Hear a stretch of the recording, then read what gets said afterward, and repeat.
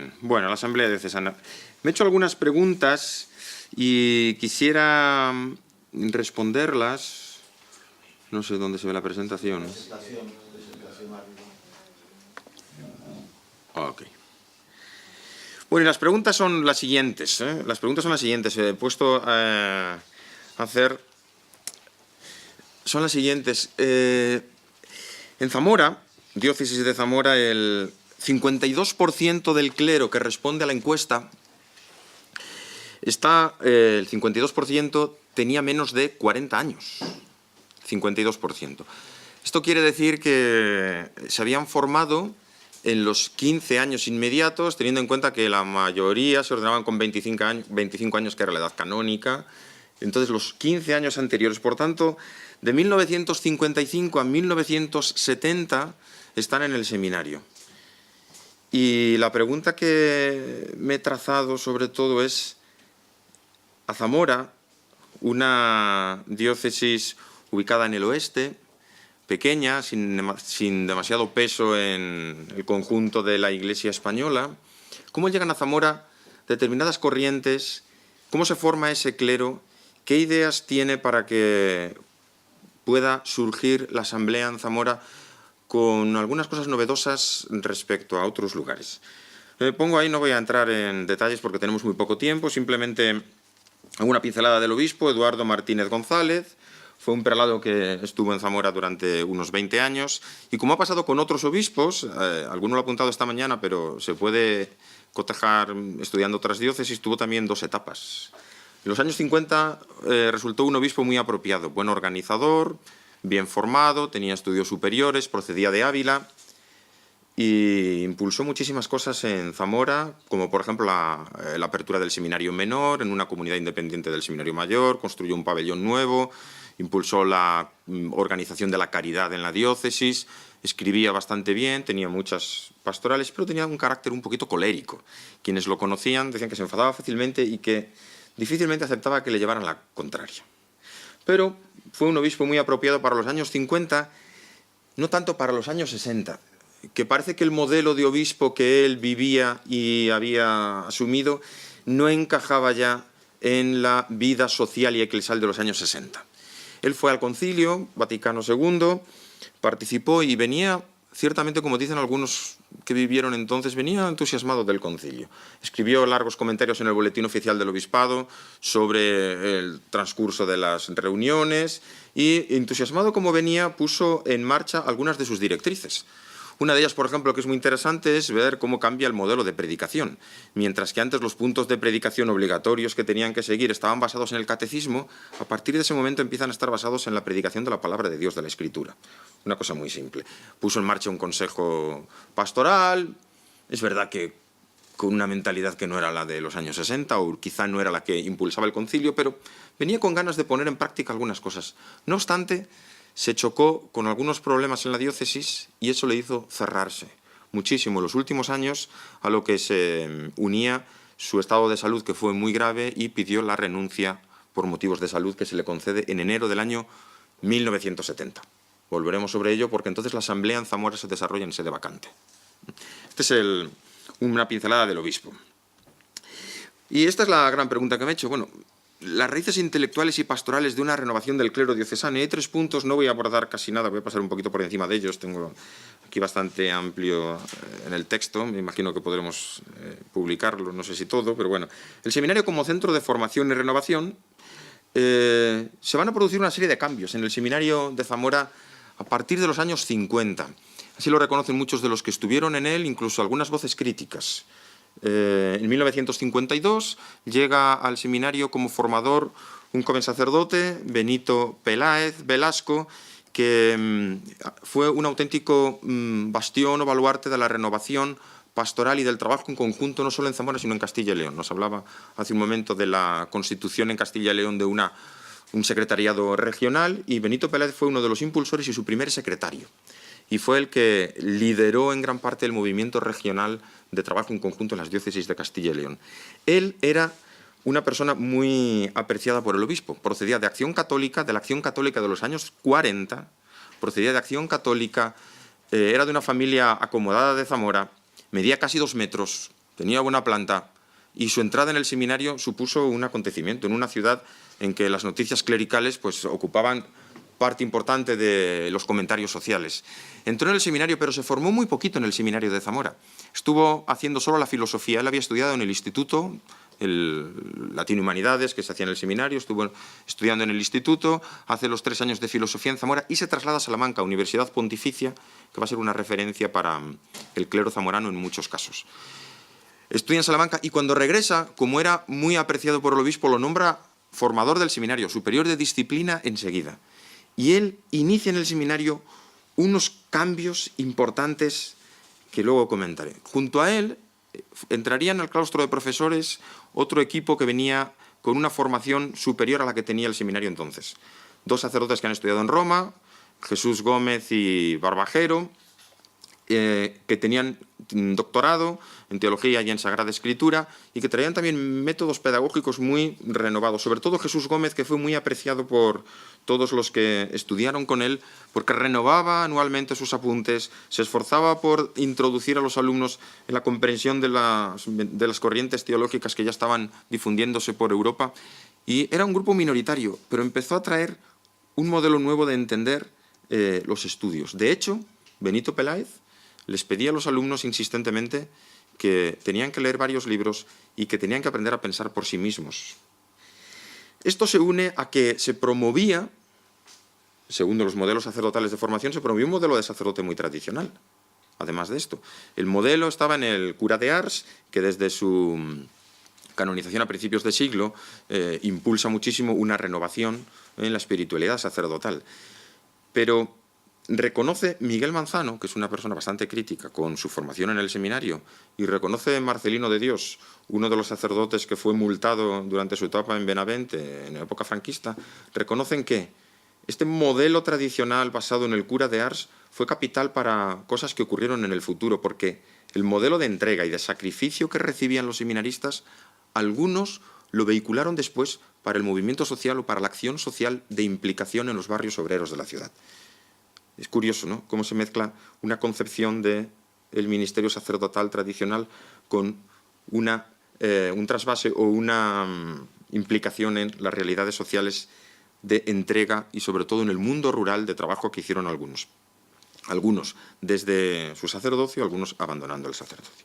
Nuevas experiencias pedagógicas que inicia Benito Peláez. Bueno, voy a enunciar algunas, porque es interesante traerlas aquí por algo que se planteó ayer. La primera es que empezaron a hacer los seminaristas en el interior del seminario algo que era muy novedoso, que era revisión de vida. Esto era un método muy practicado por la Acción Católica, pero que viene de Francia. Y un libro de Maréchal, si no recuerdo, empieza a trabajarse la revisión de vida entre los alumnos del seminario. Estoy hablando de los años 50. Años 50. Y esto ponía al seminarista en contacto con la realidad. No solo recibió una formación doctrinal a su mente, sino que, como sabéis, la revisión de vida parte de hechos de vida, de la propia realidad. Y esto cambiaba el estilo educativo de los alumnos. Esto potenció que en torno a Benito Peláez y a Miguel Manzano, que va a ser nombrado también superior del seminario, crear un equipo en el seminario que, algo apuntaba esta mañana, provoca un rechazo por parte de otros, no por motivos ideológicos, pastorales, sino porque se consideraban los pupilos de los formadores nuevos y los otros los que no eran pupilos de este equipo de formadores. Y eso abre una sima, una grieta en la comunidad educativa. Segunda actividad importante que desarrollan, la misión como categoría nueva, empieza a comprenderse el seminario como un centro misionero. Y esto también viene de Francia. Un libro que se publicó en el año 1959 en español, la traducción, 1959, Seminarios en estado de misión, trajo al seminario un modelo también distinto y así en el año 59 empiezan a hacerse unos campamentos rurales en el verano con los seminaristas que ponen a los chicos en contacto con la realidad. Por las mañanas y durante media tarde trabajaban con los campesinos del pueblo en las tareas de recolección agraria. Iban con ellos al ganado, y por las noches tenían revisión de vida con la gente del pueblo. Esto hacía que el seminarista salía de los muros cerrados, porque el seminario es un centro muy cerrado, salían de los muros cerrados del seminario a trabajar en los lugares que eligió Benito Peláez expresamente. Un pueblo marginal de la zona de Aliste el primer año, un pueblo del norte de la diócesis, San Cristóbal de Entreviñas, cerca de Benavente, un pueblo al sur, Vadillo de la Guareña. Poner en contacto a los seminaristas con todo el campo de la diócesis. Y a estos campamentos vinieron algunas personalidades del movimiento más progresista, renovador, progresista en España, como fue Rafael Torija, que vino a hablar a los seminaristas, en aquel momento cuando era un sacerdote todavía. Junto a esto se unen las actividades pastorales en las parroquias. Hasta entonces los chicos del seminario iban a dar catequesis, pero en este momento empiezan a ir a barriadas de la ciudad que estaban creciendo mucho por el baby boom y que empiezan también a tener una dimensión de promoción social y cultural entre la gente del barrio. Esto lo cuento porque son unas pinceladas que ayudan a ver cómo el clero que luego va a pedir en la asamblea determinados cambios empieza a formarse de un modo distinto en los años 50 en el seminario. Pero no todos. Un grupo que se ve acogido o potenciado por el equipo de formadores nuevo que ha llegado y que no eran todos los formadores. Don Benjamín, el rector de toda la vida, seguía siendo un hombre tradicional, muy bondadoso, pero que dejaba hacer. Se dedicaba a escribir libros de escritura, entonces dejaba hacer a Benito Peláez y a Miguel Manzano.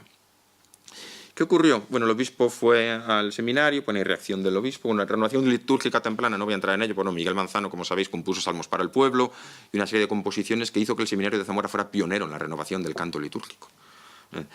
La reacción del obispo ante los nuevos vientos. Bueno, el obispo, que no se enteraba mucho de lo que hacía porque confiaba muchísimo en Benito Peláez, cuando llegó un formador nuevo informó de las divisiones que existían dentro del seminario y de las reticencias que provocaba en algunos el estilo educativo, hizo una visita pastoral al seminario.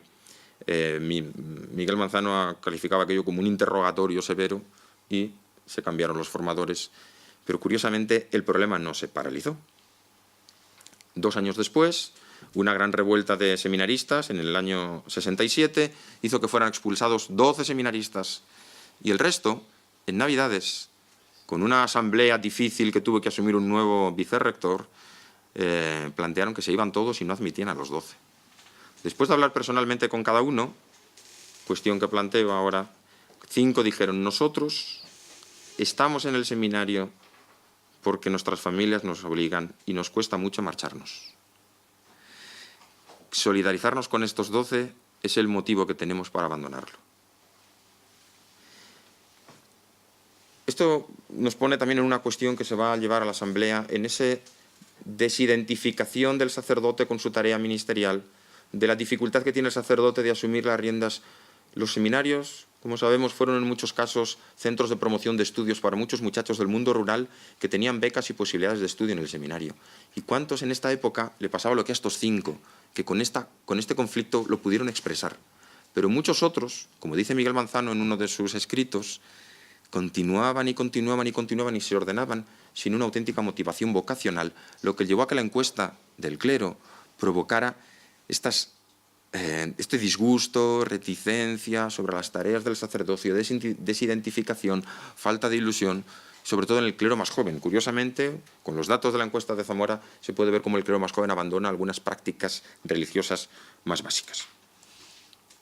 Bueno, junto a los seminaristas, en el campo de la diócesis también se desarrollaron algunas actividades como fue la educación y el cooperativismo en el mundo rural, no voy a entrar en ello porque si no me voy a perder, pero en la ciudad también se desarrolló con mucha fuerza el movimiento vecinal. La parroquia de San José Obrero fue liderada por algunos sacerdotes que la convirtieron en una plataforma muy importante de la lucha por los derechos del barrio. Y con los jóvenes y estudiantes de Benavente, con otro de los sacerdotes. Sí que hay, y en esto decía Feliciano esta mañana que teníamos que dilucidar, sí que hay una diferencia entre algunas actividades y otras. Por ejemplo, en Benavente o incluso en la parroquia del Espíritu Santo con lo que pasó en San José Obrero.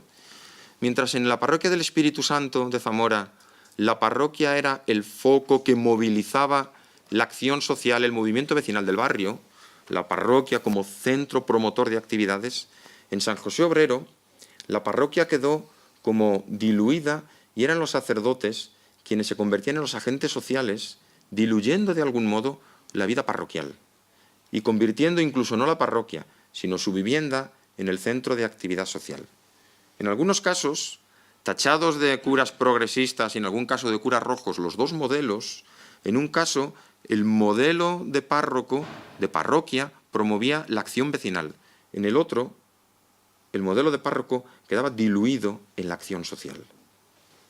Dos modelos que eran distintos, pero que eran comprendidos desde fuera como con un talante progresista, y hay que aquilatar muy bien las actividades que se hacían en cada caso. Bueno, pone ahí desde el monte de los Pirineos y desde orillas del Tormes, porque las influencias que llegaron a Zamora, como hemos visto, revisión de vida, seminario misionero, la iglesia en estado de misión, que fue muy leído en aquel momento, era Francia la que traía nuevas ideas al seminario y promovía cambios. Y Salamanca, por eso pongo las orillas del Tormes, porque muchos de los seminaristas estudiaron en la universidad, bueno, muchos, un 12% de los seminaristas más jóvenes estudiaron en la Universidad Pontificia de Salamanca. No era la formación intelectual que recibían o teológica, porque todavía no se había producido el cambio, la renovación generacional de los teólogos, pero sí los planteamientos pastorales que asumieron en Salamanca, donde los operarios donde estaban estudiando aquellos muchachos les obligaban a participar en algún movimiento, o de acción obrera, o de atención de enfermos, gente con dificultades.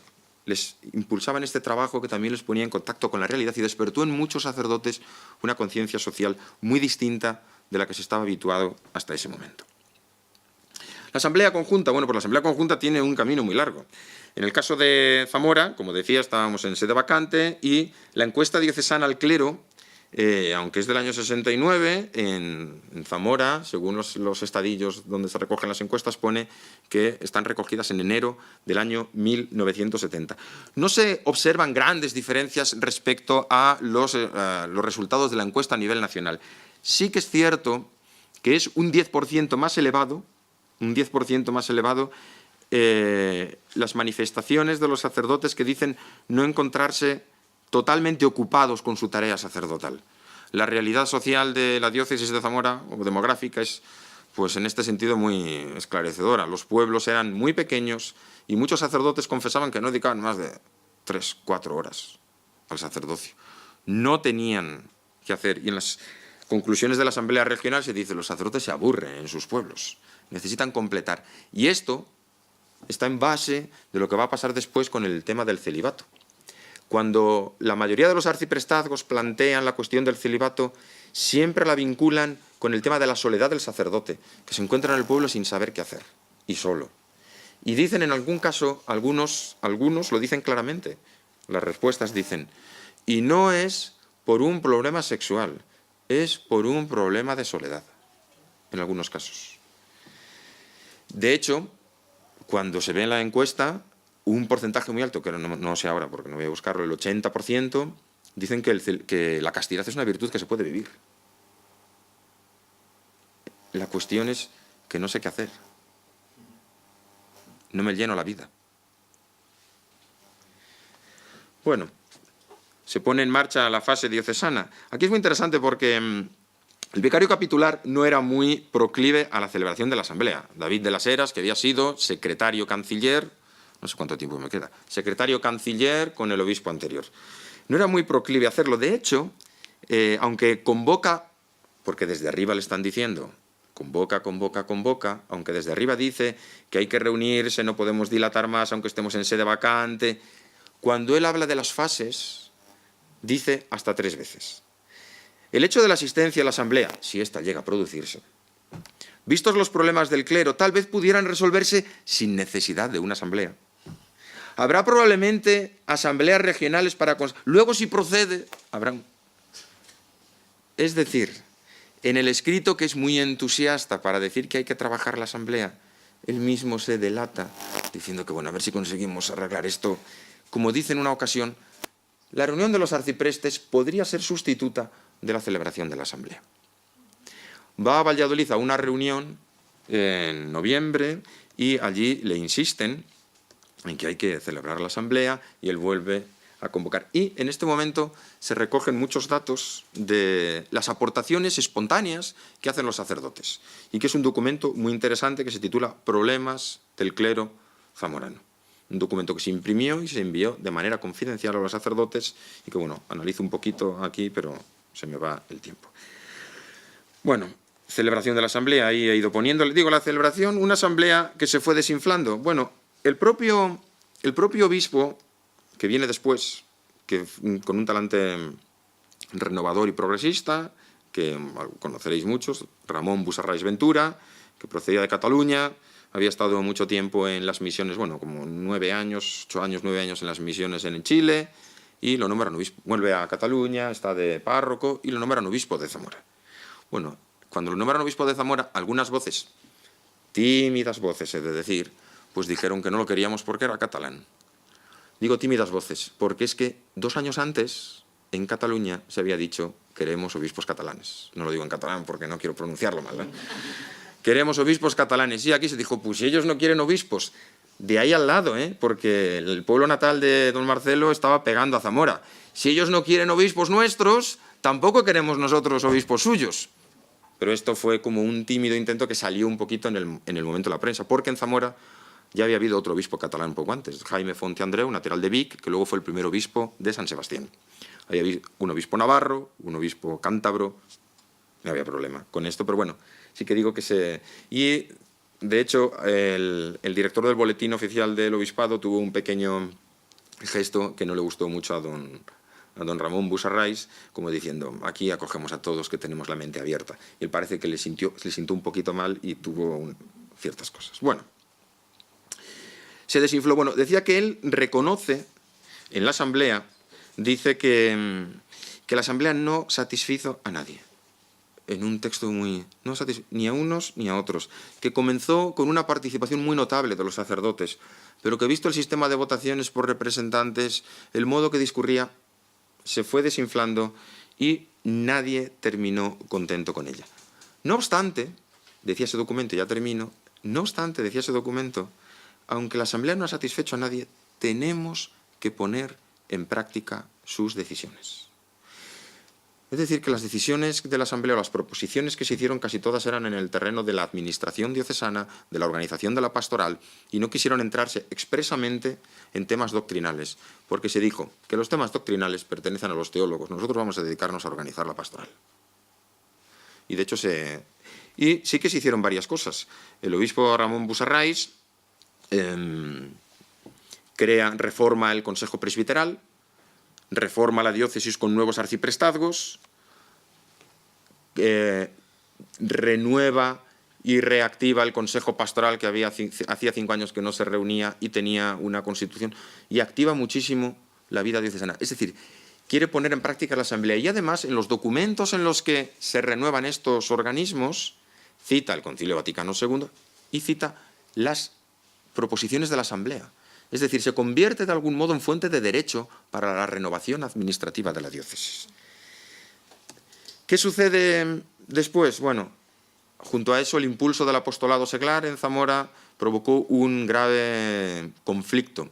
Hubo una semana de teología que estuvo propiciada por los graduados de Acción Católica y las personas que vinieron a hablar a Zamora no fueron del gusto de un sector muy importante de la diócesis que protestaron, hasta el punto de que el magistral de la catedral, el encargado de predicar en determinadas fechas, como bien sabéis, hizo una homilía en contra del obispo un día que imprimió, fotocopió y distribuyó a todos los asistentes. Esto hizo que el obispo Busarrais, que venía con un talante muy renovador, llegó a firmar un decreto, la tensión fue tal que llegó a firmar un decreto en la que prohibía a cualquiera escribir en los medios de comunicación sobre cualquier tema de fe o de pastoral, para silenciar los graves problemas que había. Él, que venía con ese talante dialogante, tuvo que tomar esta decisión. Al obispo Busarrais lo trasladaron a Málaga, estuvo solo en Zamora 1 año y medio, y con esto acabó una etapa que pone fin a la asamblea y comienza un periodo de sede vacante con el administrador diocesano de Astorga y otro momento distinto para la diócesis que quizá queda para otra ocasión.